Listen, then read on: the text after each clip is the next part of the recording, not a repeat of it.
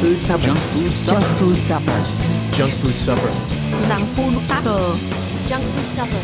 Junk food supper. Junk food Junk food supper. Junk food supper. Junk food supper. Welcome to Junk Food Supper, the internet's #1 Eurocrime podcast. This is Sean Byron, joined as always by my co-host, Perky Beantown Bowman, up there in the 559. What's going on, Bowman? Hey, I'm doing pretty good. Doing pretty good this week. What's going on with you? How you doing? I'm doing pretty good. Pretty excited about our review coming up later. It's going to be Ricco the Mean Machine. I think we might have just referred to it as Ricco last week on the show, but I was pleased to find out, looking at Wikipedia this week, the full title, Ricco the Mean Machine. I was not aware of that.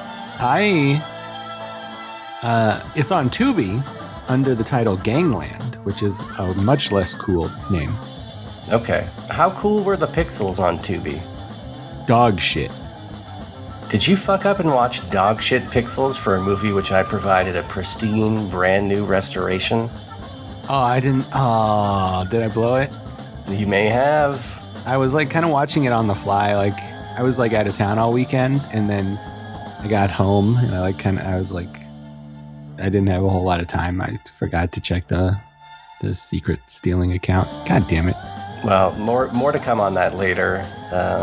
We'll see. Will that color his review? Will he have noticed all of the 1973 wallpapers that I noticed with my pristine pixels? Well, also to note about the Tubi version is there's the cover art for it is like just straight up Don Corleone from The Godfather. Like, not even like trying to hide it. Like, it's like some real bootleg shit over there on Tubi. Let me ask you this, and again, we're going to get into all of this later, so I shouldn't even be talking about Ricco the Mean Machine right now.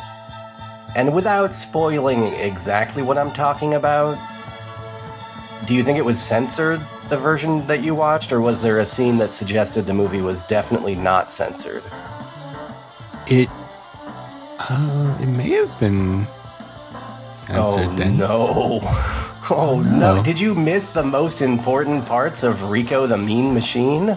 I might have. So there were no moments where you're like, I can't believe that this was released in theaters, this kind of graphic content. Oh my God, no. Unless, no. All right, well, we'll get into all of this later. I think you done fucked up big time. Yeah, I think you might be right. I will be honest, like, there was a stretch of about 15 minutes of that movie where I was looking at my Twitter account. Like, I just like to relax during entertainment. So I might have missed something, but I don't think I did. Oh boy. Okay. Well, maybe during the break, I will show you some of these scenes, or maybe if you want to queue up the download now, we'll let you peek at some of these scenes, just so that you're prepped, for the review later on. Yeah, I'll download this during the break. But outside of doing your prescribed duties for the show, what's been going on this past week? Did you get up to anything fun other than downloading? I did. First and foremost, I went to San Francisco for the weekend. Okay.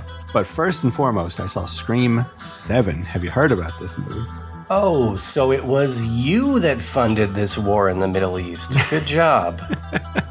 Well, what am I going to do? What am I going to do? I'm going to boycott it like a weirdo. I'm paying taxes over here. It's like, until I can get away I can only hope that you attended this movie via some kind of like Regal Unlimited Pass or AMC Stubs or whatever, where hopefully it wasn't a direct transaction of cash for ticket. I watched it on Tubi, as a matter of fact. Okay, with all those dog shit pixels they're so famous for. The pixels were pretty bad, VHS quality. No, well, I do have Regal Unlimited, so they did not get my extra money. No. Okay, that's good.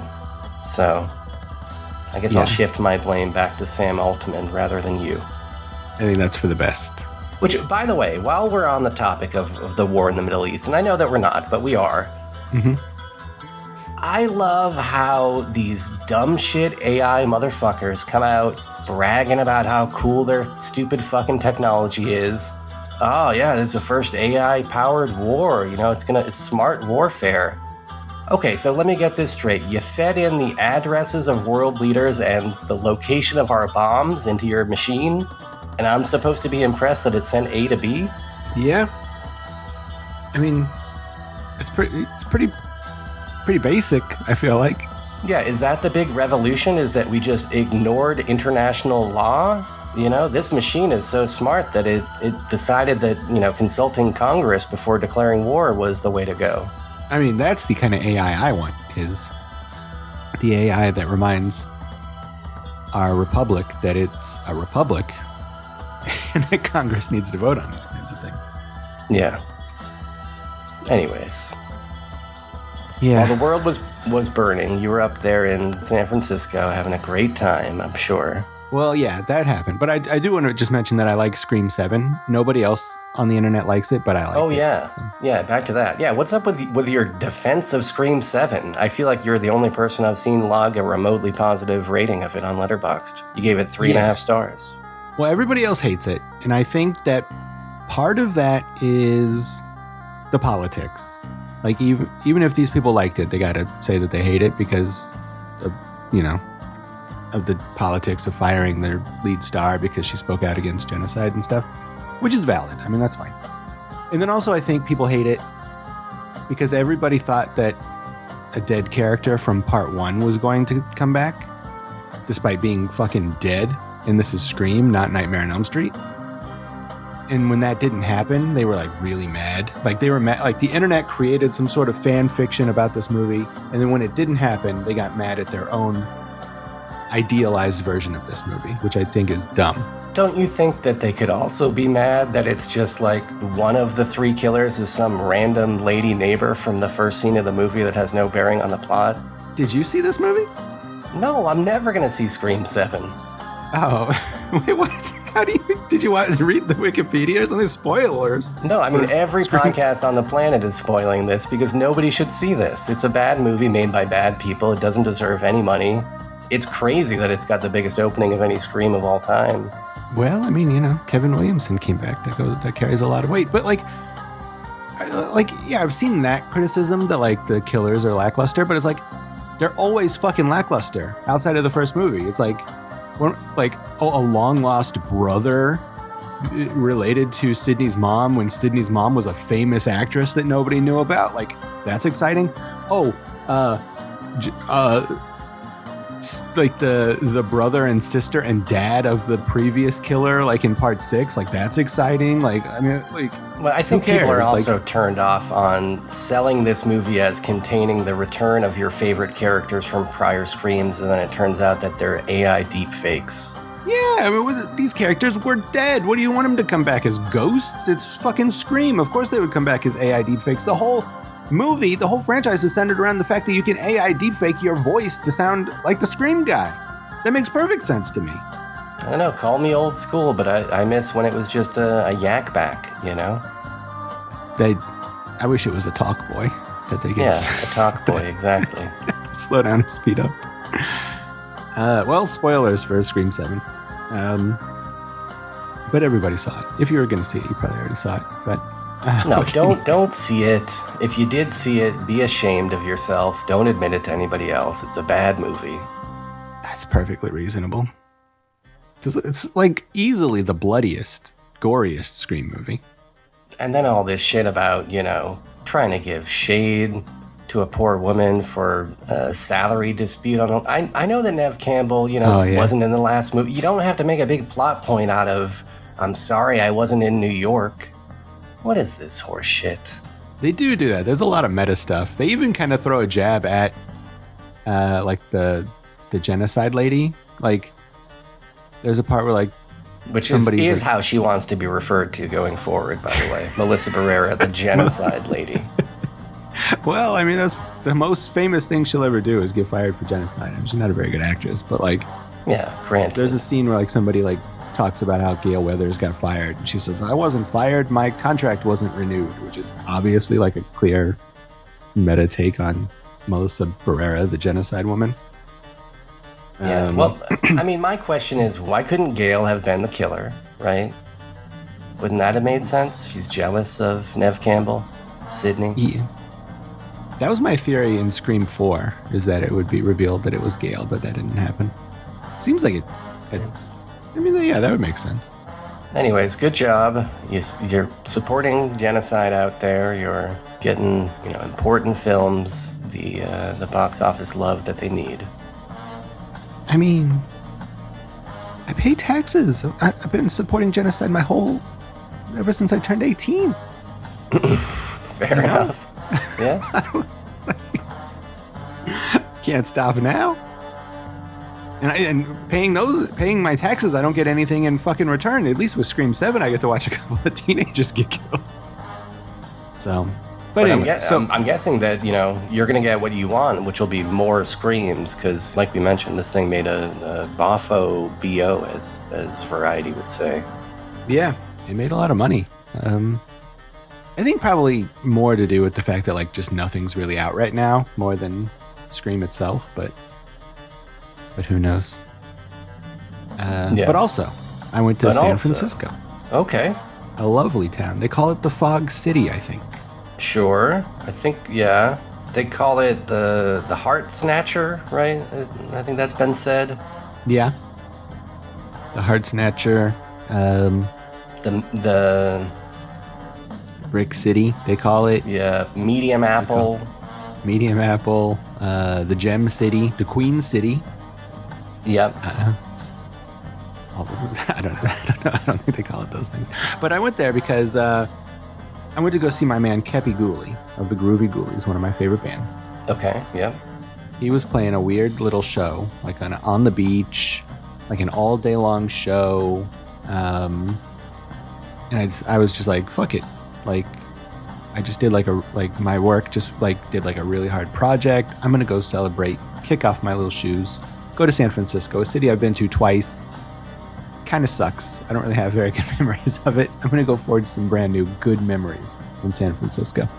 What had you done in San Francisco to date? Like prior to this trip, I'm assuming you'd been to Alcatraz, you'd been to Chinatown. Chinatown, yeah. Okay, cool. At least you did that. Well, yeah, I went to Chinatown, and then I went to a Guar show one time.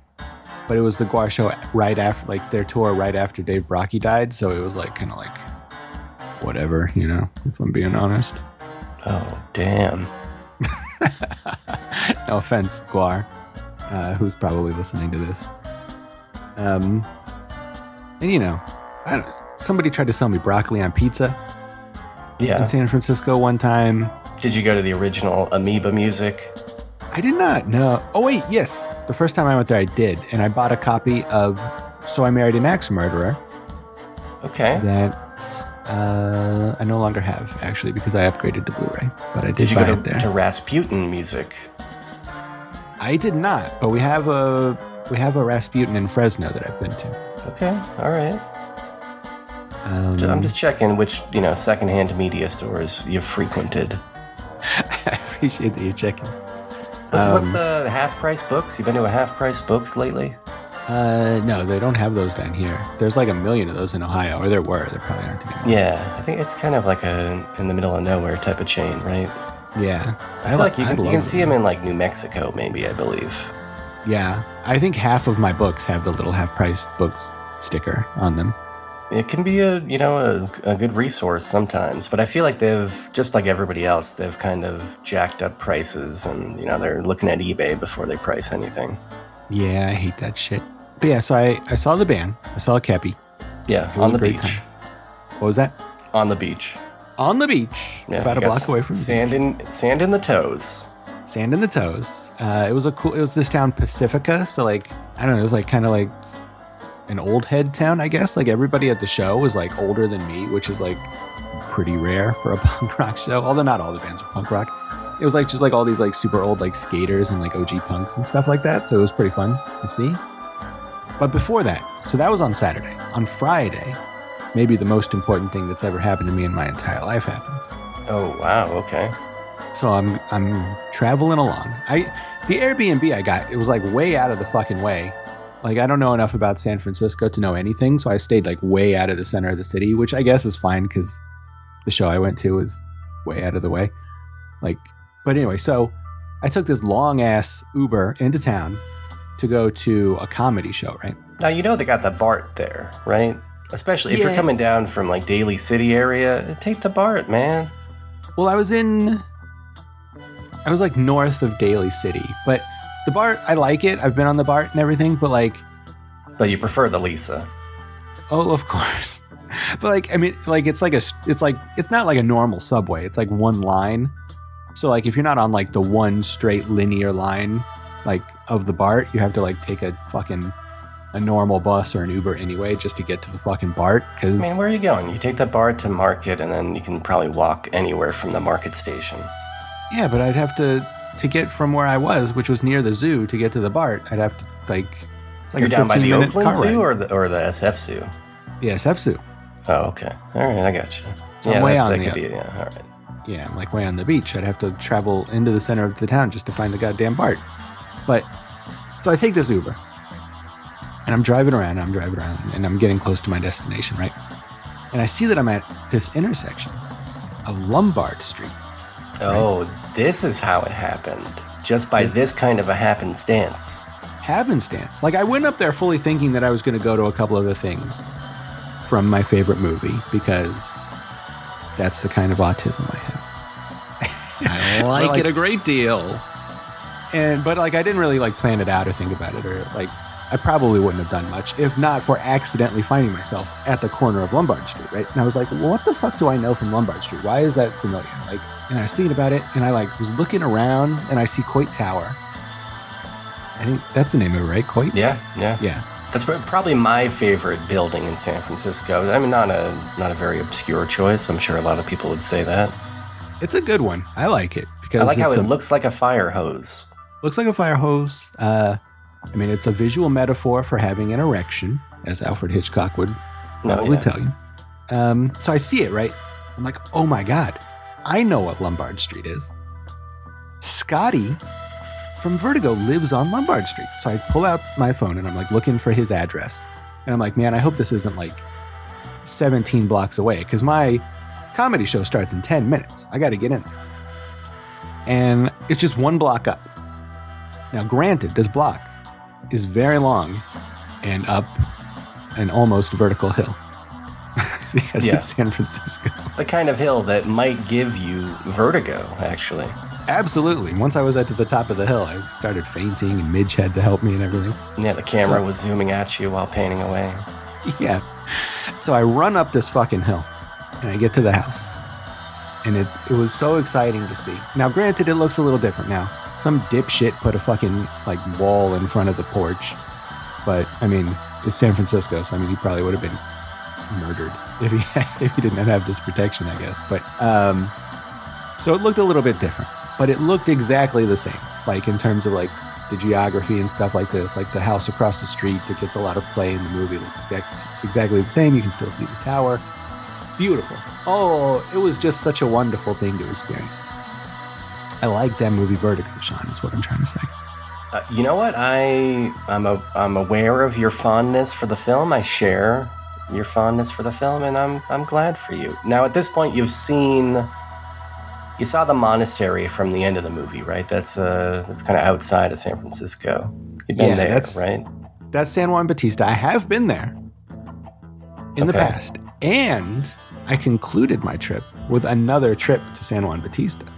Oh, nice. So I'll get to that. But so I was there at the house, and then I ran back to the comedy club. I saw Kevin Smith. Have you heard about this man? Oh yeah, the guy that's too fat to fly, or at least he used to be. Used to be too fat, much like myself. That's why I like him. You know, we're two guys who used to be fatter. Now I'm less fat. So I saw him. I didn't want, like, I went there specifically for the Kepi show, and then, like, Jennifer texted me, and she was like, hey, you know, your dude Kevin Smith is in San Francisco the same time you are. Yeah. And I was like, well, fuck it. I guess I gotta go. Well, you know? Most important question, though, about Kevin Smith. I need to know, inquiring minds need to know, View Askew branded hockey jersey or an NHL team? Fuck, what was he wearing? That's a good question. I think it was a View Askew. I think it might have been a movie one. Okay, yeah.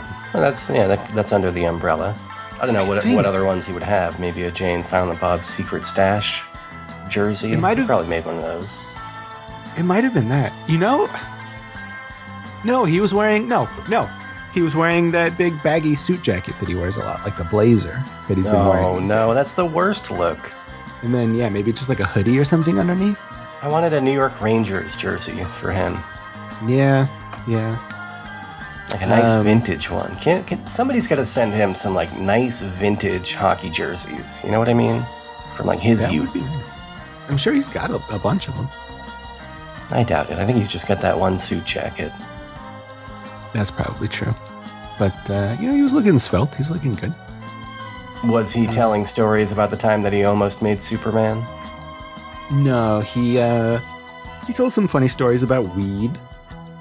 Yeah. Did he told talk some- about the pink-brown taint area? No, he didn't. Is that what it was? Is that the quote? I don't quite remember the quote, but you know what I'm talking about. Yeah, that tweet where he says that like his wife pwns his taint or something. No, I think he was talking about her taint area. Oh, I think so. I'm In sure like we can. very loving terms and like too descriptive for, describing your partner's taint area in public. Yeah, if you Google Kevin Smith tweet, a man who has probably tweeted 7 million times in his life, Yeah. this is the first one that shows up. Lay it on me. Let me read it. 10 years in, and we bone like we're cheating on each other with each other. A decade plus, and her clit brown taint area still pwns my dick. Yeah. I don't know what that kind of means. I mean, I feel like I'm familiar with sex, but this one's got me baffled. if your wife's taint area is pwning your dick, like I don't know what kind of fuck style that is. Like, Yeah, I not good. That's not the think right you way. missed, bro. that's not the right spot. Yeah. So this tweet's from 2009, and then in 2019, internet historian Justin Wang tweeted to him, "You guys still boning good?" That's a funny thing to say. So anyway, I saw him. It was funny. It was like, I don't know, it was charming. It was like, this is a guy who's like, influence on me as a young man cannot be overstated. So it was cool to see him in real life and stuff like that. Yeah, no, he's very funny in person. I saw him way back when he was doing those Evening with Kevin Smith tours. Saw him a couple times at the Friars Club. And he did tell all those stories about, almost making Superman, and it was very fun.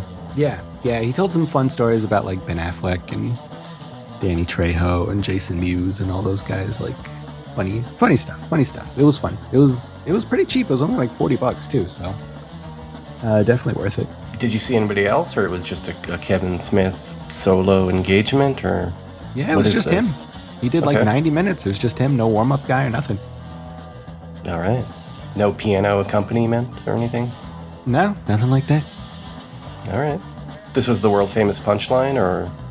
This was Cobb's Comedy Club. Okay. Also world famous, I would say. Yeah, pretty famous. Yeah, pretty enjoyable. And then Did you after that, I was. hit up any other Vertigo spots? I did, yeah. On Saturday after the punk rock show, I was thinking about going to Gilman Street, which is like this old punk rock venue from like the 90s. So sort of like the epicenter of Lookout Records and like where bands like Jawbreaker and Green Day and The Queers and Screeching Weasel and Crimpshine and all the bands, like all the pop punk bands that I worship, Up Ivy. Oh, that's Like, is started. that over down by the Black Lagoon?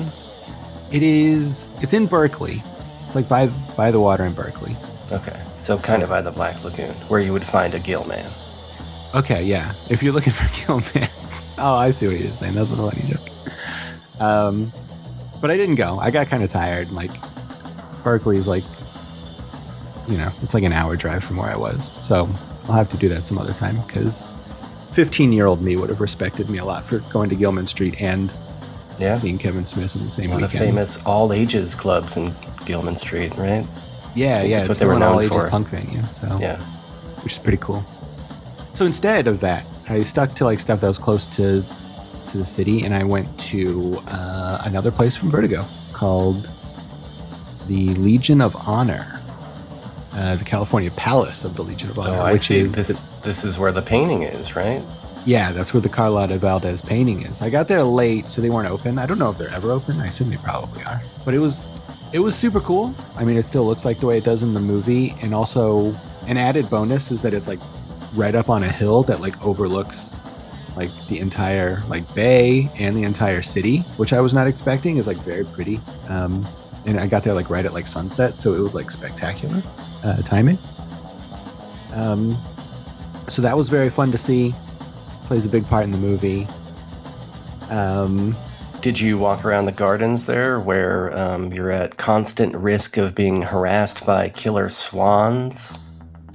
No, I didn't see those guys. Oh man, I had a bad experience once being chased by a swan there. I was thinking like there's like a little park area. There's like a golf course or something like on the ground, which is weird. There's like those little kind of archway things. I don't know what you would even call them that kind of look like very European. Yeah, it's cool. There's like a trail that goes down like into like a little park like closer to the water, but it was getting dark and I was afraid of geese, so I didn't go down there, but it was cool to see. Trying to think, what other major Vertigo landmarks do you need to see? Have you been to Fort Point? You know that? Fort Point? I don't know. What? Oh, is that? It's like right under the Golden Gate Bridge. So it's the scene where Kim Novak jumps into the water. That's where they shot that. I have kind of been there. I think you can't get down to where it meets the water anymore. Like it's fenced up. Yeah, that might be true. But I have, the first time I went out there, purely by accident, because I wasn't like as obsessed with Vertigo back then as I am now. I saw it from like above. Like you can see it from Golden Gate Park or the Presidio or whatever park that is. Yeah. So I have seen it, but I've not been down there. It's worth going down into the fort. You know, it's like an old military fort made out of brick, you know? And it's it'll give you pretty much that exact view of the Golden Gate Bridge from the movie where you're like under it, kind of looking up at it. Yeah, that would be fun. I would like to do that. That's also where the Neon Maniacs live from the junk food dinner movie Neon Maniacs. Yeah. So yeah, that would be fun to see. I thought about staying at like the place where Kim Novak, the hotel where she stays near the end of the movie. That place is still a hotel. It's called like Hotel Vertigo or something, and it has some other name. And like they have like cute little, like the restaurant is called like Madeline's, and like they sell like the like Vertigo alcohol drinks and stuff like this. I thought about staying there just to get like the full Vertigo thing, but I didn't do it because I don't know why. It was like kind of a cheap place. I think I didn't want to worry about parking or something downtown, but that would be another place. But a lot of the places from the movie are like not really there anymore. Like one of the hotels isn't there. Like that restaurant where he first sees Kim Novak isn't there anymore. Oh, the steakhouse with like the red velvet walls or whatever? Yeah. I think it closed a couple years ago. Oh, bummer. I did want to go to Mission Dolores, which is where when he's following her and she goes to put flowers on that grave, like sort of in the middle of the movie. I wanted to go there, but I didn't, because it was another one of those things where it's like, I don't really want to take another $60 fucking Uber drive all the way across the city. There's also the hollowed out tree, right? Yeah, the big trees that they go to. Yeah, those are like north out of town a little bit. It's like a 30-minute drive north into Marin County, I think. Yeah, I think they're in like Muir Woods. Yeah, that's true. Yeah. There's some stuff to see in SF. You know, the other thing I would say check out if you haven't seen it is the Hyatt Regency, which is the hotel from High Anxiety. Yes, I actually looked into staying there, but it's like pretty fucking pricey. Yeah, well, you can walk through the lobby for free. That's true. I probably should have done that. I drove past it. I think it's like, or maybe I didn't. I think I did. I think I drove past it. But yeah, I love brutalist architecture, so I would like to see it even outside of it being part of High Anxiety, just because it's like, it's wonderful.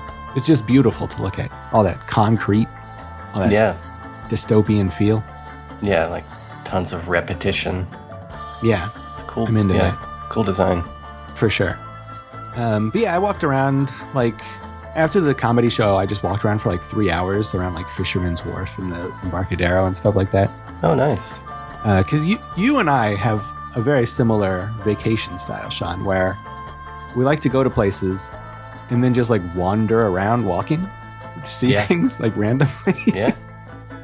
Yeah, Which definitely. I feel like is the best vacation style. I really have a tendency to try and like test my own limits of endurance on vacation, much to my wife's dismay. But I will like put aside sleep, put aside eating, put aside all of my biological functions to try and do as much as I can. So if I got stuff planned, I'll be doing the stuff that's planned. If I don't have anything planned, I'll be out looking for what's out there and available. So yeah, I'm big on walking around, especially late at night. It's a lot of fun. Yeah, for sure. So yeah, I was glad I did that. I just roamed around. I was kind of bummed out because like after I roamed around like that area, like the Fisherman's Wharf and all that, like I was like looking it up. I was like, on like my last day, I was like looking up other stuff that I would want to see from like movies and stuff. And growing up, So I Married an Axe Murderer was like one of my favorite movies. And like when I was like 10, I was like obsessed with San Francisco because I was a fan of the Oakland A's and because of So I Married an Axe Murderer. And then I realized that like all the filming locations from that movie are like a block from where I was at Fisherman's Wharf the day before. And I was like, well, I'm not going back there for this, but I wish I would have known this. Well, next time you need a bread bowl full of chowder, you'll head down there and get a double dip with that and the locations. Yeah, well, one of the diners is closed. I think it's like still there, but it closed up like during COVID or something like that. But a lot of the places are still there. But then yeah, so I took off on Sunday, and I was like, you know what? Instead of just driving straight home, because I left kind of early at like noon, because I didn't feel like going back into like the city and finding parking and all that stuff. I was like, I'm just going to take the long way, and I'm going to go to fucking San Juan Bautista and make this a whole ass Vertigo trip. And I'm very glad I did. It added like an hour to my drive, but well worth it because I've been to San Juan Bautista twice. And for whatever reason, I mean, I guess because I went like on a Saturday or like a Friday or something like that, I go there. It's like a park, and they've preserved the church there the way it was 200 years ago and just the way it was when Hitchcock filmed Vertigo. Like no one was there the last 2 times I went. And I was like, oh, that's cool. Like it's just here, and it's like just a, like there's nothing to it. Like nobody comes here. It's like technically a park and it's technically a mission, but like, it's kind of empty and dead. Like that's cute. I go Sunday. I had no idea, but it's still a real ass church. So there were like hundreds of people there. It was lively as hell. People worshiping, like there were singers in the church, like dudes talking about Jesus and all this stuff. And I thought it was really cool because like, the whole thing in Vertigo is like, that this was a mission 200 years ago. And like now it's now it's like an echo of the past that's empty. Like the whole thing in Vertigo is about like echoing the past and blah, blah, blah. And so to see it like alive with people, like was really kind of cool and interesting. Like, like the way it would have been, I mean, hundreds of years ago when it was a lively ass mission and like the only stop on the way between San Francisco and Santa Cruz or whatever. Like, I don't know. It was like cool to see people there, like, just having fun, worshiping, singing, stuff like that. So I'm glad I stopped there to see it in that kind of a light. And it's also just beautiful. And it's the same exact shit as it was 70 years ago or whatever, whenever Vertigo was filmed, as it was 300 years ago or however old it is. But like, yeah, it's still the same buggies in the carriage, still the same weird ass wooden horse that Jimmy Stewart pets, still the same everything. I love it there. It's such a cute place. You've been there to see that place? I've driven by it, a number of times on the 101, but sadly, no, I've never made the stop. It's very cute, even outside of like the Vertigo-ness. Like, I mean, I like it because of Vertigo. But even outside of that, it's like just like a cute little old west old timey town, you know, with like antique shops and stuff like that. You're coming out cool. as pro-mission on this podcast. I might be pro-mission. I might be Catholic now. Okay, all right. You love converted. these monuments to the slaughter of indigenous Californians. Yeah. I mean, no, I guess I don't like that, but Come on, No, man. if It's you like take you've that never part even out heard of of the Tongva people. I mean, you know, when you put it, I mean, I like it for Vertigo. No, I'm just No, joking. right, This is why we Hitchcock, can't have nice things. I agree. I like the missions. They're quaint. They're pretty. It was only recently that I realized that they were a monument to genocide. Yeah. I mean, in America, what isn't? I mean, you know, it's hard to like anything without genocide being attached to it. It's true. It's very true. But let me ask you this. It seems like your view of that mission changed a little bit, you know, having seen people in it. But what about your view of San Francisco? You know, is it still a shithole to you, or is it growing on you? It actually did grow on me. I like that it's a pretty drivable town. Like I didn't get super I don't lost. think anybody's ever said that before. I mean, Maybe that's just because everybody's left town. Now it's finally drivable, I guess. that could be part of it. Yeah, the population has gone down quite a bit. And also, I mean, I was there on the weekend and I didn't do a ton of driving like downtown. I was like kind of driving around it, but I don't know. I found it pretty drivable. Like the grid system works pretty well. And I mean, maybe if I had to park somewhere, I thought about going to Haight-Ashbury, and then like Reddit was like, no, don't do that because the parking sucks. So like maybe if I would have actually done that, I probably wouldn't be saying this. But like, yeah, it was fun. The beach there is like super cool. Like they have like little like jogging and bicycle roads all up and down the beach, which makes them, and like, you know, built in like benches and stuff. So you can just sit there and drink your coffee and look at the beach, which not a lot of California beaches do. Like most of the beaches, at least on the central coast, are like just fugly and like covered in shitty old debris of trees that fell down 100 years ago or whatever. Like I find them like pretty distasteful. But these were good. Like they were like made to be enjoyed, you know? So I liked that. What about food? What was your best bite of the bay? Oh my goodness, I was having some good ass food. I found this place in whatever beach town I was staying at called Brothers Pizza, which was pizza and Indian food. Okay. And why does this sound familiar? I posted about it in the Discord. Okay, maybe that's why. For a minute I felt like, was this something that Ilkon used to talk about when we were children and we listened to Ilkon? That's possible. I thought about reaching out to all those guys to ask them where to eat food, but I did not because I didn't feel like getting into my car and going to wherever they told me to go. But I had a chicken tikka masala sandwich, like a hero sandwich, like a sub sandwich with chicken tikka masala in it, and it was absolutely fucking delightful. One of the best things I've ever had in my life. It's like a naan-type bread, or tell me about the bread. Bread was just like Subway, like not Subway, but like a sub sandwich bread, like a big, I don't know. Like, but it was unleavened and made in a stone oven, right? No. I think it was made in a normal oven. What the hell? Like the kind of bread that, you know, like if you went to a pizza place and got like a Subway, like a meatball sandwich. You know, Yeah, like that kind of. but I'm at an Indian place. I'd be thinking I'd be getting some naan, you know? You would think that, but no, they're putting the tikka masala.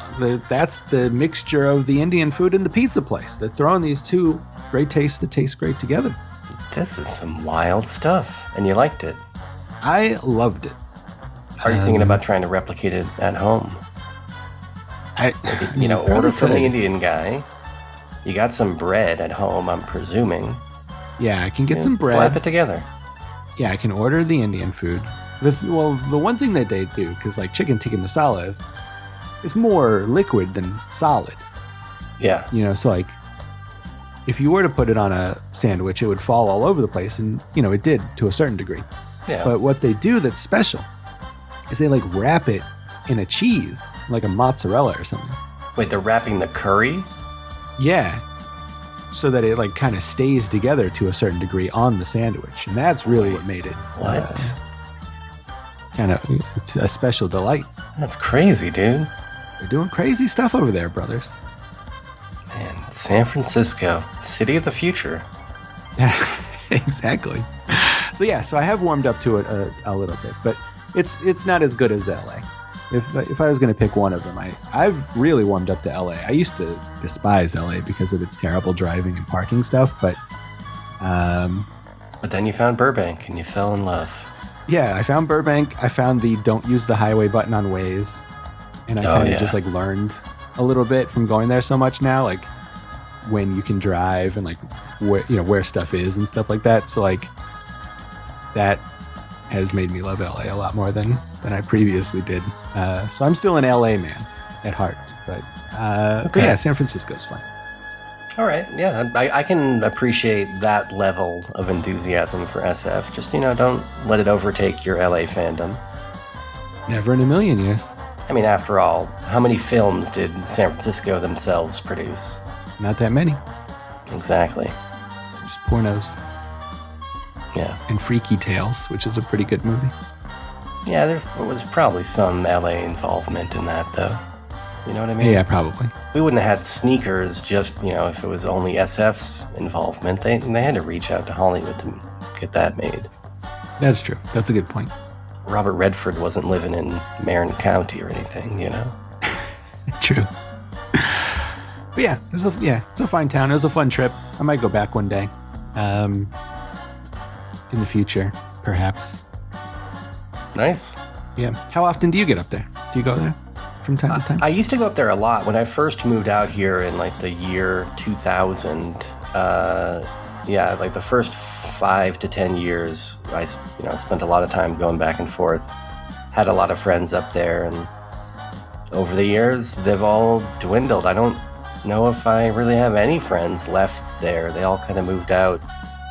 So it's been a while. It was pre-pandemic the last time I went there. But I'd like to get back up there. There's some things I like up there. I like the Stinking Rose, which is a garlic-themed restaurant that used to have a location down here in LA as well, but sadly that didn't survive the pandemic. So I got to go back up to SF next time I want to have garlic-flavored ice cream. That sounds pretty good. I like garlic. Yeah, go to the Stinking Rose. I think it's still there in North Beach. Okay, yeah. I think the neighborhood I was in is called South Beach, so it wasn't too far off from there. Yeah, sure. It's probably one beach away. I think so, yeah. Yeah. Well, all right. All right. Oh, by the way, I watched the 1995 Mortal Kombat movie. I just wanted to share with the world, hey, it's not that bad. I don't know what for all these years I had a hatred for this movie. I think because, when I was 13, I wanted there to be fatalities in the movie. Yeah. I didn't realize you couldn't sell this worldwide if you're ripping dudes' spines out. You watch it now, it's kind of fun. I don't know, it's dumb fun. It's not great.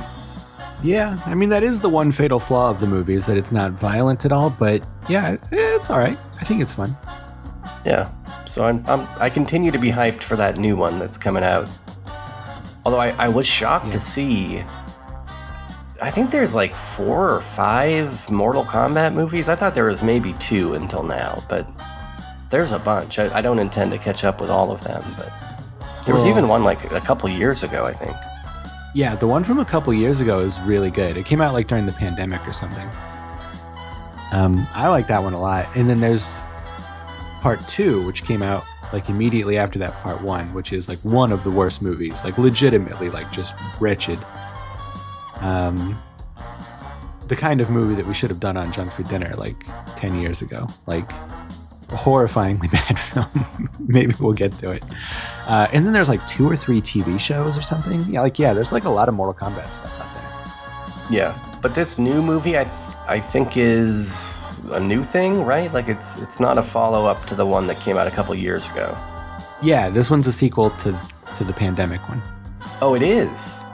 Yeah, but Oh, okay. So I should catch up with those. Yeah, I think you might have to see that one at least. Although I think it might be something of a soft reboot maybe, because like I think they might be anticipating that nobody saw that first one since it came out during COVID. Like some of the characters look a little bit different, but I think it is a direct sequel. Wow. Yeah, the impression I got was it was just kind of like a soft reboot, like riffing off, hey, you guys remember there was one of these movies in 1995? And then I didn't realize that, oh damn, there's been a bunch. But okay, all right, well, I got my homework ahead of me. Yeah, I'm excited for that movie. I think it'll be fun. The new one. Yeah. All right, well, looks like we didn't get any voicemails this week. No. You know what I say to people who are thinking about sending us a voicemail? I say, get over here to the phone and give us a voicemail. Oh yeah, like Scorpion would say. Yeah. And then after they do it, I go, toasty. Nice. I like that. Oh, excellent. That's what I should have said. I should have said excellent. Yeah. Yeah, so send us a voicemail. 347-746-JUNK. 347-746-5865, or go to facebook.com/junkfooddinner and hit the call now button. Please do it. We like hearing from you. Yeah. Yeah, all right. You want to get into this movie now? All right, well, yeah. I guess that's all for the first segment. So we'll be taking a quick break, and then we'll come back to talk about Ricco, a.k.a. Ricco the Mean Machine from 1973, so stick around. A.k.a. Gangland. Yeah, maybe if you watch the wrong version. No.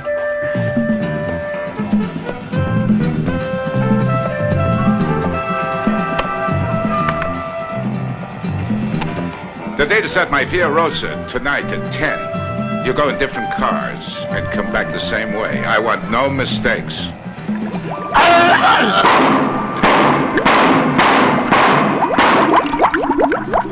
Then you only notice that? I sure as hell don't want to fall in love with you. That's easy. Don't. And what if I can't help it? Let's hope you can. Does it hurt? No, it's over. Who was he? I don't know. What a pity. You will never live to know.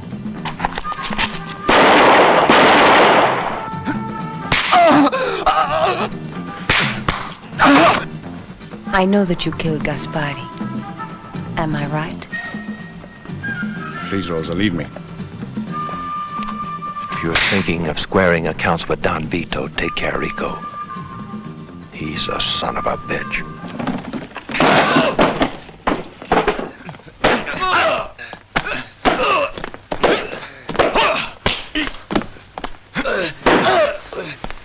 Your father defended himself with this before he was killed.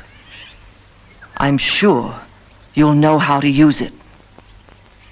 Keep it. If I do it, I'll do it my own way. A continuous chase. Why? What was the reason for the chase? A chase without rest. A violent and passionate story which takes place in the turbulent underworld of Turin. An exciting film where pleasant surprises are also waiting. Excuse me, can you change 10,000 lira for me? Cyrano, does that mean the exchange still goes? Mm-hmm. Don Vito sends his best regards to you.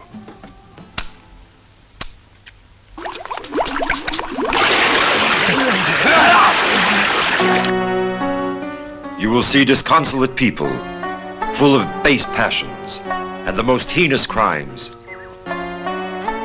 With fabulous interpretations by Chris Mitchum, Barbara Bouchet, Arthur Kennedy, Malisa Longo, Eduardo Fajardo, Jose Maria Caffarel, and Angel Alvarez.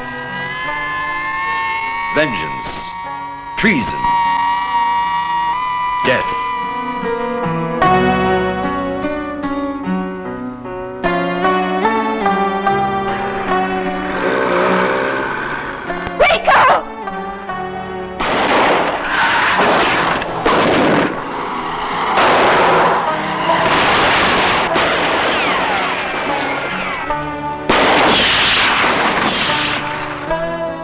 Ricco. Produced by Jose Maiso and directed by Tullio De Micheli.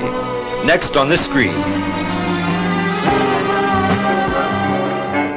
right, welcome back to Junk Food Supper. The movie on the show tonight is going to be Ricco the Mean Machine from 1973. This is an Italian Eurocrime flick starring Christopher Mitchum, the second son of film star Robert Mitchum, younger brother of James Mitchum from Trackdown fame. The movie was produced by Tessia and BRC Productions, who produced mostly a bunch of spaghetti westerns, I guess most notably Django, but also some crime pictures, as was the fad in these years following the release of The Godfather in 1972. This one was directed by Tullio De Micheli, a guy who did a bunch of stuff. I think the only movie here that I have heard of is 1970s Dracula versus Frankenstein, but guy kept busy making movies around this time, it looks like. Anyhow, despite coming in the wake of The Godfather, this movie is more of a revenge picture that just happens to have a mafia backdrop. I would say that it has more in common with stuff like Thriller, A Cruel Picture, which was released, around the same time as this, or Death Wish, which came out, I think, the year after this, than it does Godfather, The basic story here is Christopher Mitchum plays Ricco, a young man who just got out of jail, although it's confusingly referred to as school in the early scenes, but I think it is jail that he got out of, and when he was in the joint, his poor old dad got murdered by the mafia, and his girlfriend Rosa fell in with some of the gangsters. She's played by Malisa Longo, who you might know as playing the titular role in Fraulein Devil, or a number of other Nazi-exploitation movies from Italy around this time.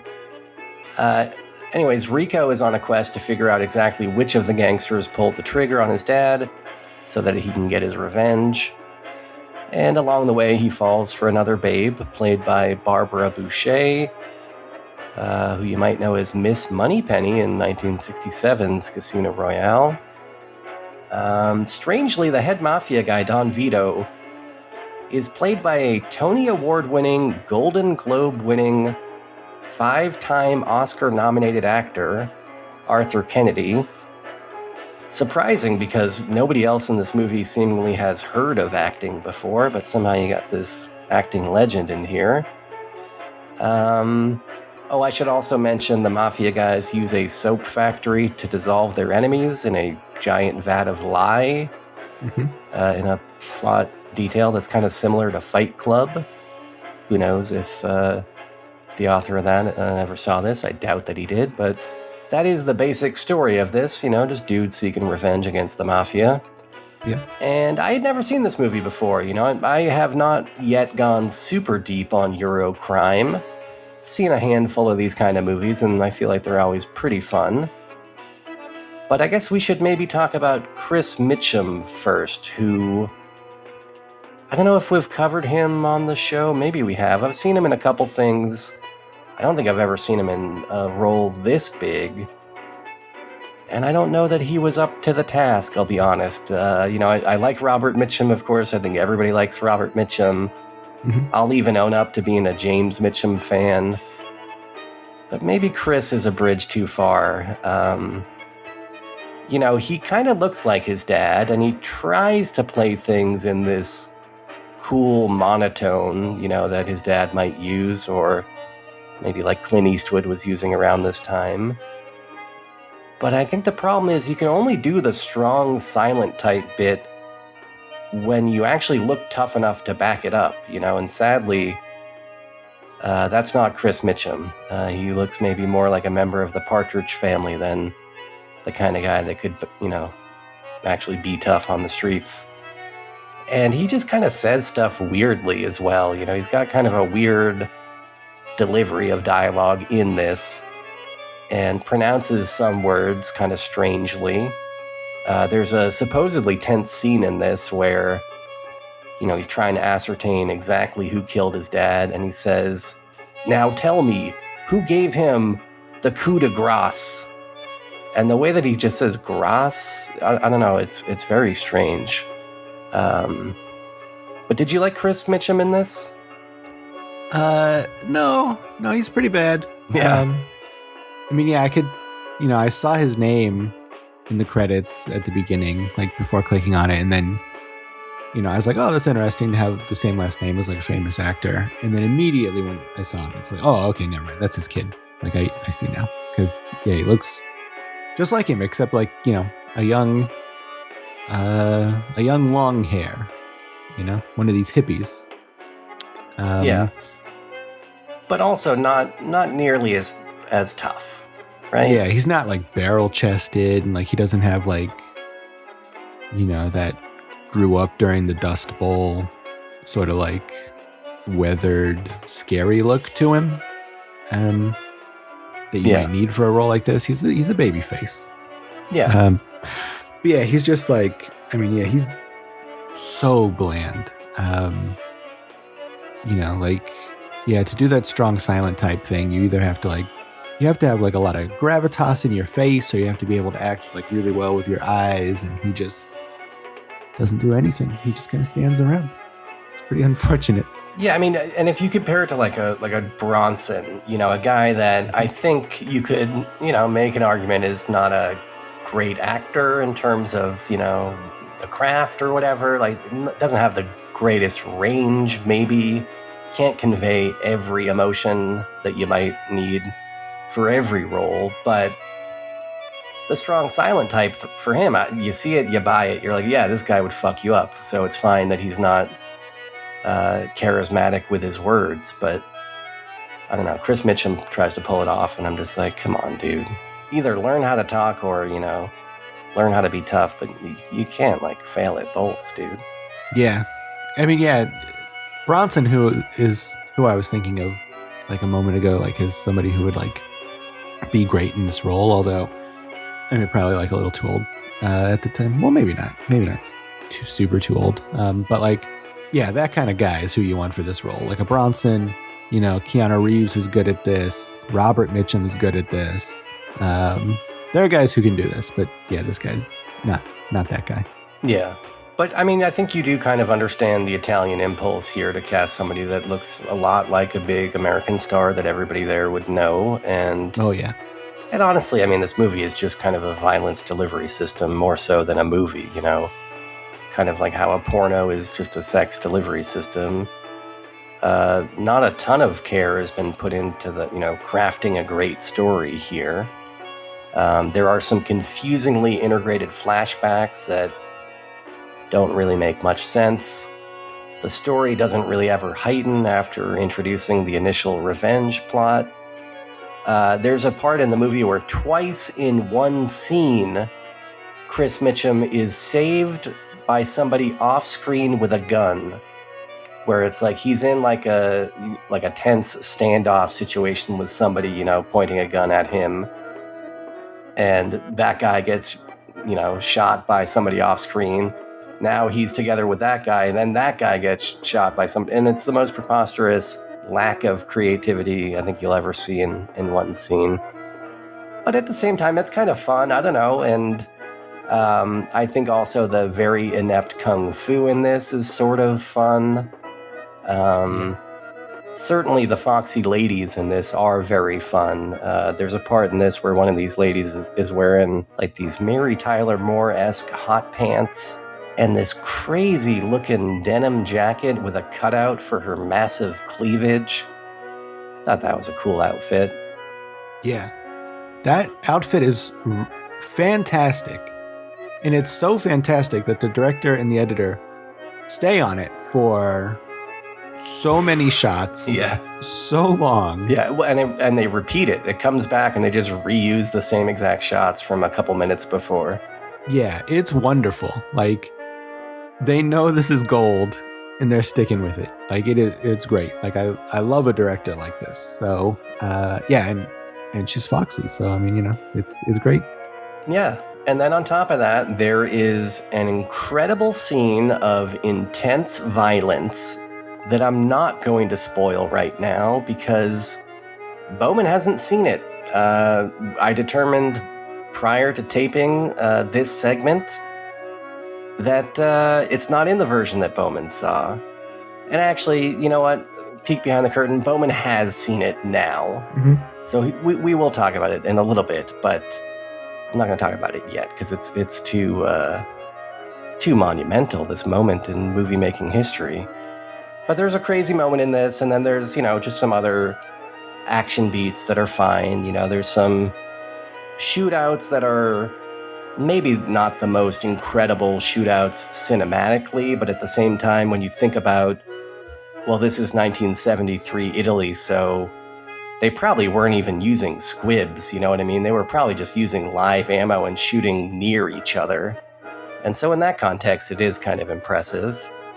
And there's a scene in this where some guys get their faces rammed real hard into the wall, which is covered with naked lady porno pictures, and it's a fun little moment. And also, this is the kind of movie where whenever anybody bleeds, it's that very bright red paint kind of blood. So I think there's a lot to like in this. It is just pretty dull at times and is very inept at times, but it has so many of the hallmarks that I like about Italian genre films. Crazy zooms, they're zooming the camera at just bizarre times. They're giving you close-ups of black leather gloves for no reason in scenes, even though this is not a giallo. All of the wallpapers are the most garish you've ever seen in your goddamn life. Ricco's second girlfriend in this has a cool television that's colored orange for some reason. It's got an orange shell to it that I really liked. And a bunch of sick, classic, psychedelic screen-printed posters. Some decent music in this, kind of like a Ennio Morricone ripoff type of sound, but I think that probably goes for most Italian movies at the time. What else about... Oh, there's a scene in this where one of the mafia guys likes to play the harp, and the other guy, his mafia partner, doesn't like the fact that he's playing the harp. I thought that was kind of funny. And, there's a scene in this where there's a shot that goes between the legs. They get that classic between the legs camera shot where it's a woman wearing black silk lingerie. And on the other side of the shot, between this woman's legs, you see a man building a house of cards out of playing cards while he's drinking whiskey and smoking a cigarette, and it's probably the most Italian shot in movie history. So I like that, and I like that sometimes when people say Don Vito in this, it sounds like Dung Beetle.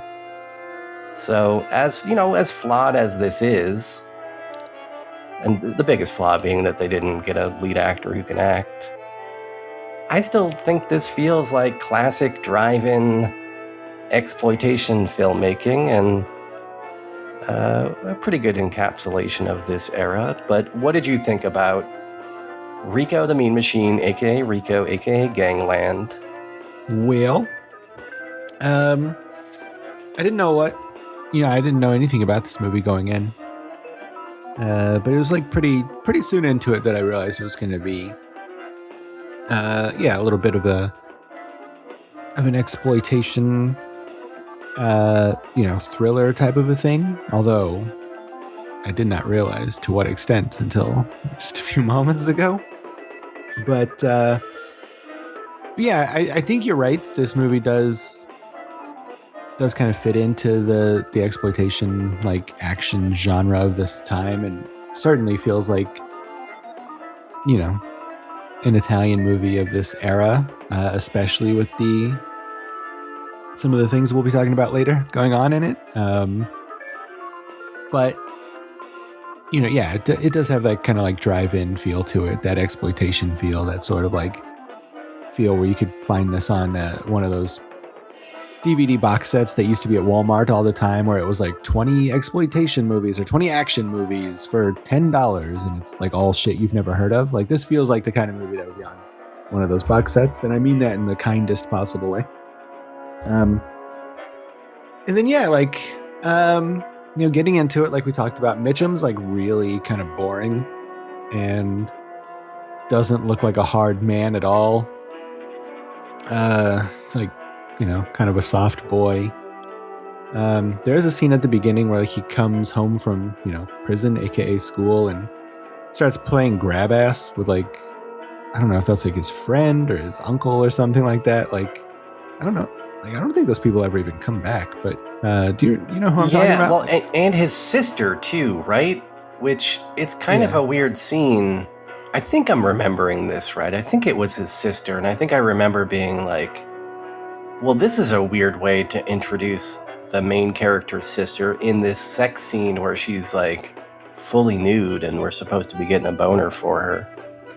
Yeah, he comes home and they're having sex, and then they come down and they play grab ass. Him and the guy. And now I'm feeling like I've seen too much, you know what I mean? Like, this is the main character's sister. This is not appropriate. Yeah. Because, this is supposed to be our entry point character, so we're supposed to feel what he feels, and we're getting horned up for the sister. Yeah, but to be honest, it seemed like Ricco was probably getting horned up for her as well. I mean, these Italians, they'll get horned up for anything. And then, there's like a fun fight scene at like the cardboard factory that I liked a lot. I like that, this is an Italian movie. But it's like, I think if you think about Italian movies that take place in actual Italy, they're very, and I mean, whether that be like movies that are made by Italians or made by Americans, like, I think you tend to think of like, sparkly cities and like high glamour and sunshine and things like that. And this movie is like really like gray and grimy. Well, actually, I think that is one of the more notable things about this movie is that it's not shot in Rome, for instance, and it's also not shot up in like the beautiful, Italian Alps or anything like that. It's shot in Turin, which is a city that I don't think gets a lot of play. Yeah. I never even heard of this city, but I do agree that's one of the more unique and interesting things about this. Like when we talked about that movie Don't Look Now that takes place in Venice, and it's like the sun doesn't shine at all and everything's gray in that movie. Like, this kind of feels like this could be like a double feature with that movie. Like, just like this sort of like very monochromatic, like dreary version of Italy. Like, the cars aren't nice in this, really. Like, they're all kind of like shitty normal cars and stuff like that. Like, to show Italy like this, like, is kind of like just normal, I think is really cool. And I mean, it also makes sense for the movie too, because A, I mean, it's probably not like super high budget, and then B, like, I think you are dealing with like, I mean, the bad guy is like a mob guy, but he's probably just like the head mob guy of this town, So it's like, you wouldn't be dealing with a guy who's driving like the nicest Italian car in the world, or like living in the nicest place or whatever. So I think it's cool. Let's see. I like the stuff where like the lady with the boobs cons Mitchum out of some money. That's like a fun little grift. And I don't know. It's like kind of drags on for a bit. Like, there's some fun stuff that pops out every once in a while where there like be a fun chase scene, like where Mitchum like goes to see that lady, like his old flame, and like he has to escape from Don Vito's house and he's getting chased down and all that. Like, that's fun. And then like the scene where he gets like his dude's niece to get naked and like seduce those guys in the car. And it's like, it looks like something out of like American Werewolf in London or something. It's like, I feel like it's probably just like on a set and it's like all black and like there's just like fog rolling in. Like, I don't even think they're on like a street probably. And she's just like naked in the middle of the road dancing, and these two old men get all horny and sidetracked. So Mitchum can just like easily toss them off. He just jags them off there in the car. No, he easily just like throws them off a bridge. And he even gives one guy an electric chair drop, which is a very rare wrestling move, professional wrestling move. Yeah, especially in 73, I feel like it had hardly been developed as a maneuver. Yeah, they weren't doing a lot of electric chair drops back then. That old guy who hangs out with Mitchum is really fun. He's got like a fun double chin. And then, yeah, I don't know. It's a little slow and boring for a bit. And then unbeknownst to me, some of the most graphic violence imaginable in a film happens. Yeah. And it has like a really great ending. I like the ending. It's like very like 70s and downbeat. But yeah, I don't know. It's like, I mean, I'm going to have to rewatch it now in light of things, in light of the new information I have, and in light of the new pixels I have. So I probably will rewatch this very soon. And I don't know how much my opinion will change on it necessarily. I mean, certainly the one scene. But yeah, I don't know. It's a movie that I want to like. Like, it's pretty unique. I haven't seen a lot of like these 70s Italian thrillers. Like, I mean, pretty much all the Italian movies I've ever seen are, you know, Fulci and Argento, you know, pretty much. Deodato. Deodato's Italian, right? Yeah. Yeah. Like those guys, you know, like, you know, pretty much just horrific horror movies and cannibal movies is what I know from the Italians. So it's interesting to see a movie like this, more of a crime story. But still, I mean, they were doing a bunch at this time. You know, the first half of the 1970s, you'll find a lot of, you know, pretty hardcore Italian crime pics. Yeah, I mean, I think Fulci was doing a lot of like crime stuff before the horror stuff really started hitting for all those guys. And I mean, judging from this, I mean, if you know, it seems like they were putting a lot of that horror energy into some of these crime stories. Maybe if this is any indication. So yeah, you know, I haven't seen a lot of these. I'd be willing to see more based on this because there's a lot of charm to it. It really needs a main character. Like, I mean, that's like really all it's missing, I think. So yeah, I don't know. Yeah, a little bit of mixed feelings about this, but like, I want to be on its side. I really do. All right. Well, you know, like I mentioned before, there is one very gnarly scene that we're not going to specifically talk about here, but we will talk about in a minute after we close the show. There's going to be a little spoiler bumper, and then we'll talk specifically about that moment. I urge you, though, to see this if you can, you know, and not spoil yourself, although I don't know how you could see it, because the version that's easily available is the heavily censored version, so seek out the original cut of this. Don't see the Tubi version. Don't see the YouTube version. I say do see the uncut version of this, because if for no other reason, I think even Bowman will agree, it's got one of the craziest violent moments in a movie. And we've seen a lot, you know, a good amount of violent moments in a good amount of movies. I absolutely agree, yeah.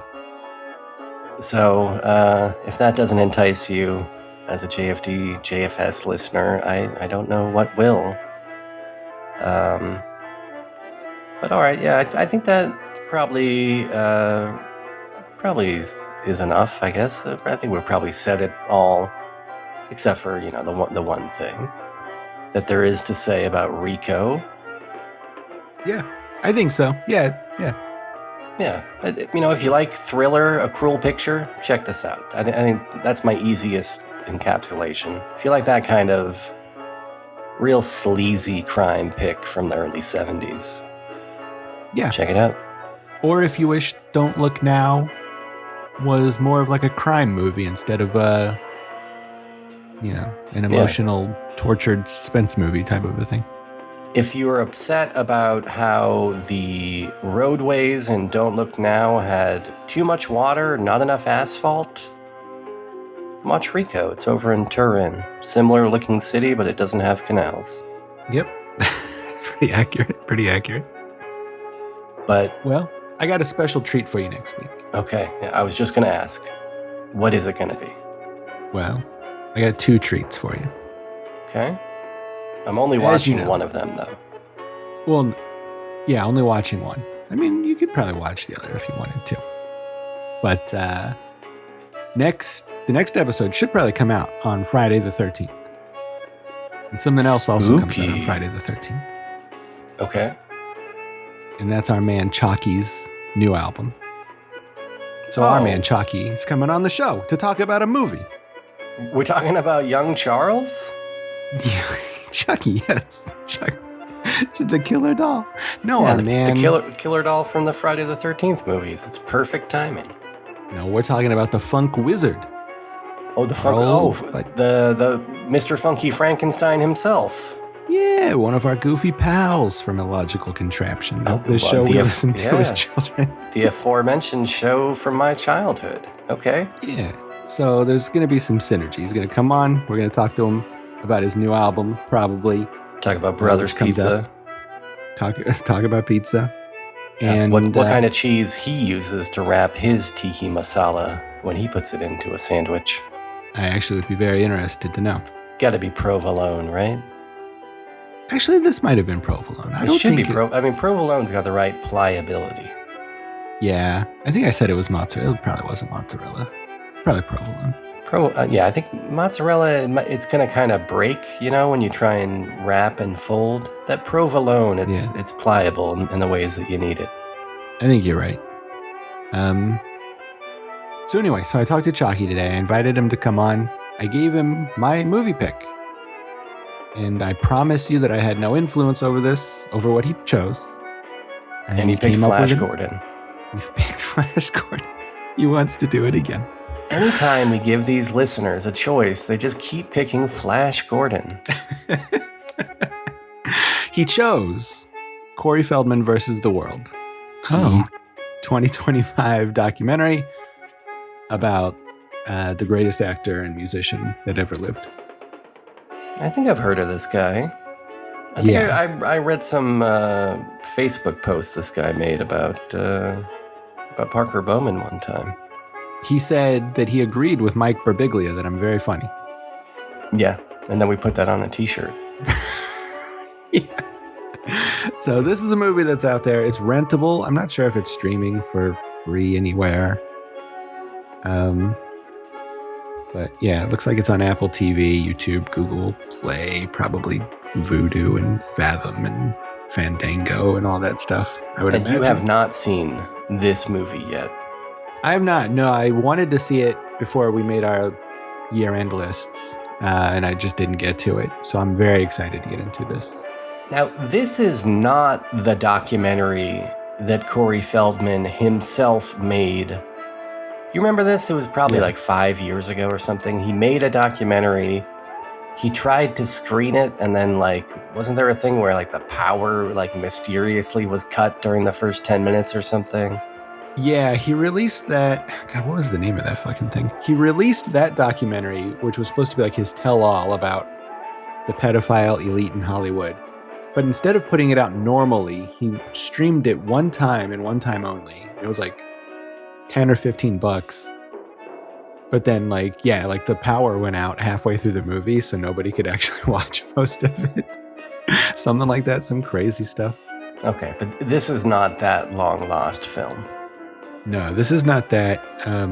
Truth. Oh, My Truth, The Rape of Two Coreys from 2020 is the one you're thinking of. Is that available, I wonder? Can I do a double dip? I ended up seeing it, but I don't know if I saw it legally or not. So I know it's out there. Okay. It's not streaming anywhere according to Letterboxd, but I'm sure it's out there to steal because I have seen it. Would you recommend it? No, it sucked real bad. No, damn. But I mean, it's an interesting kind of suck. But yeah, this is a new one. This is directed by Marcy Hume. This is kind of I'm not too sure. It seems like kind of an expose on the weirdness of Feldman and how he's a little bit problematic himself, but also, maybe he's just a weirdo. Maybe he's not problematic. Maybe he's just a normal, naive dork. But I don't. Everything I've heard about this is good. That it's very interesting and a must watch for those of us who have been doing junk food dinner for 20 years and have seen 45 Corey Feldman movies. Yeah, well, I'm assuming that he is credited in the movie, and so this will further cement his place among your most watched actors. He is top billed.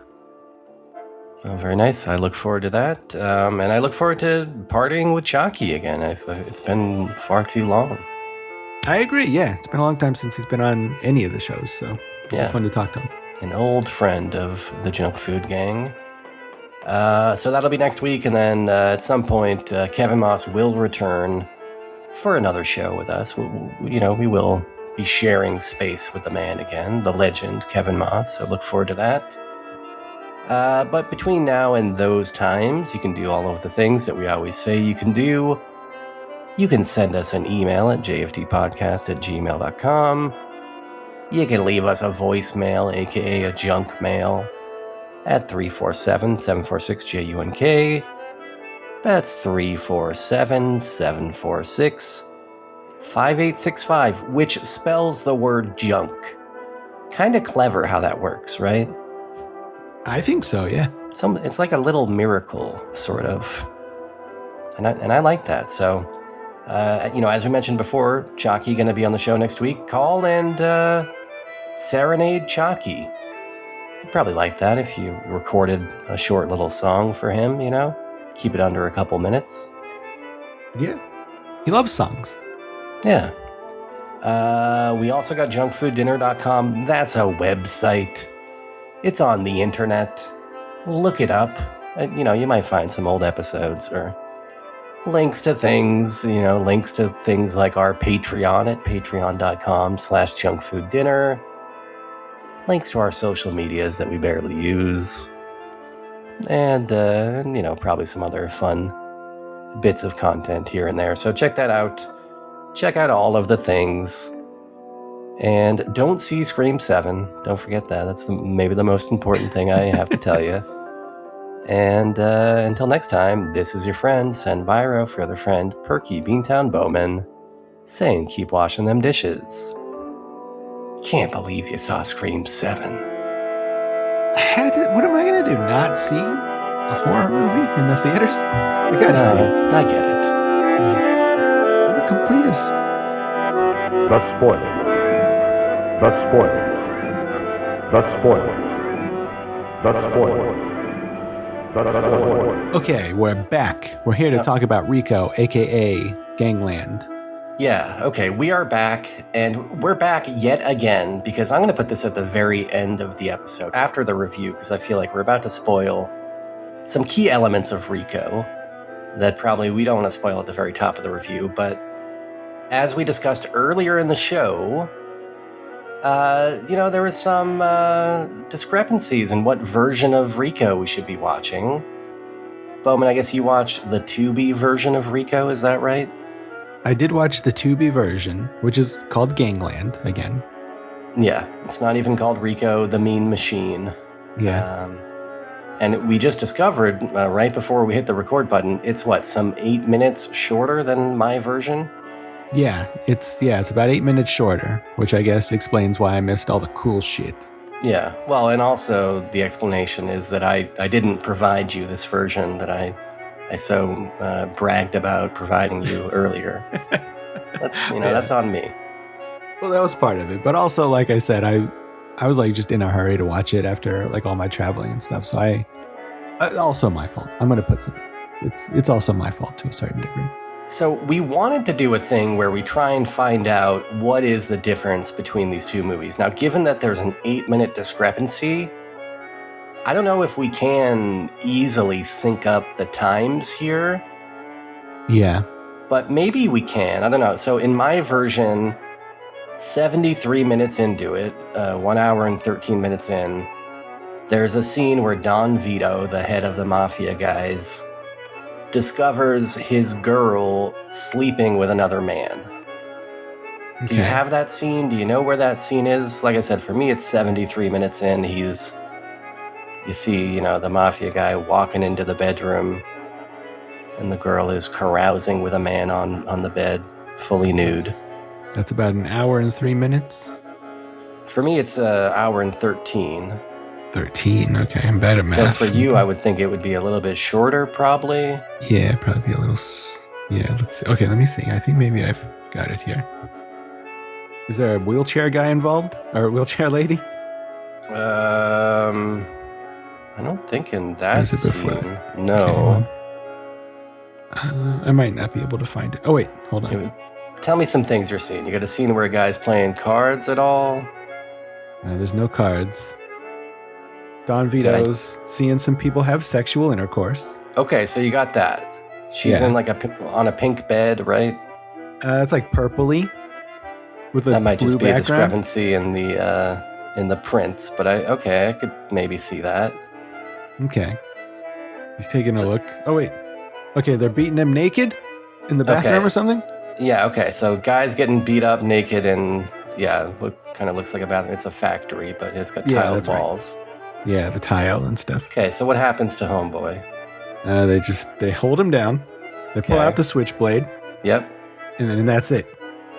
And then it just cuts to the next scene of a lady. And that's it. Okay. What do you think they did with the switchblade?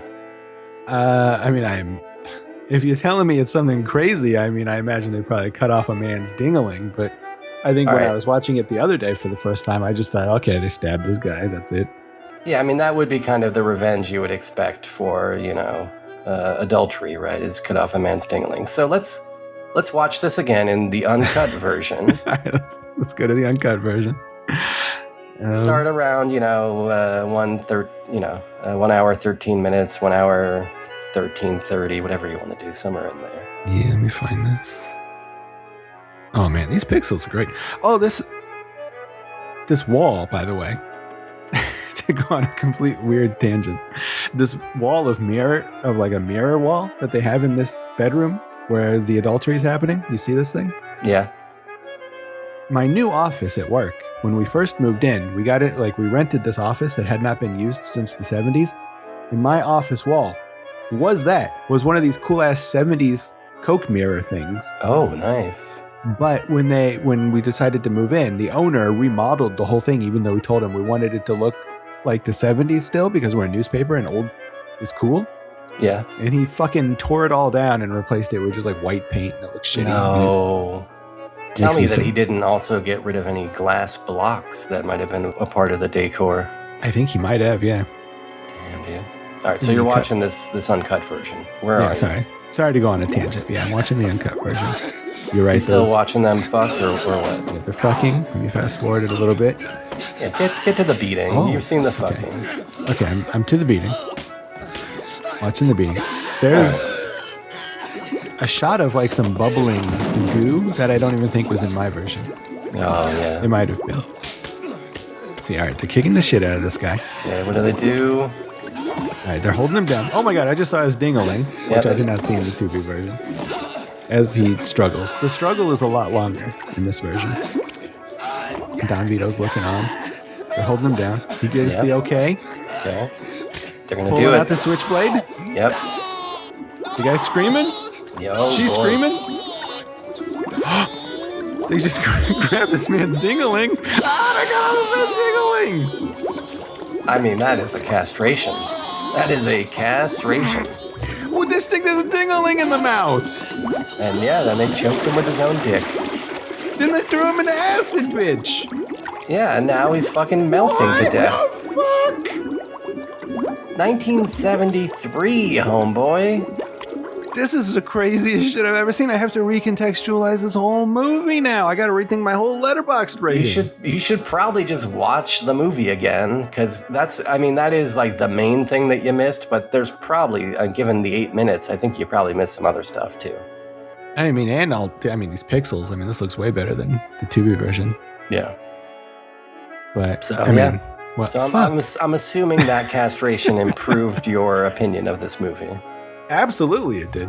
Maybe changed it from something that is otherwise somewhat unremarkable into a movie that has one of the gnarliest castrations you'd ever seen. Yeah, dude, that's like some fucking Cannibal Ferox shit in the middle of this otherwise very boring brown-ass movie. Yeah, and especially brown-ass when you watch it on Tubi. Well, yeah. Yeah, the colors actually pop a lot more in this. But, I mean, as you might expect, but... Okay. All right, well, so, yeah, that was Ricco. And I guess we say farewell yet again. Yeah. All right. And now we'll start the review proper. Okay. Do you want me to start a new recording? Or? No. I'll just chop it up. Okay. Okay. We're good to go. Oh.